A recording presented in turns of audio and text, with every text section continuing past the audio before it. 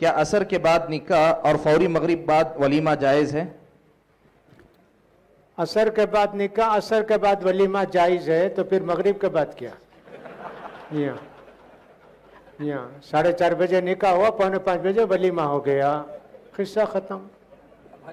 जितने लोगों ने कहा है कि साहब दुल्हा दुल्हन 1 मिनट के लिए मिल लें, देख लें, उसको खलवत सहीहा कहते हैं, लेकिन शर्त नहीं है दोनों का मिलना।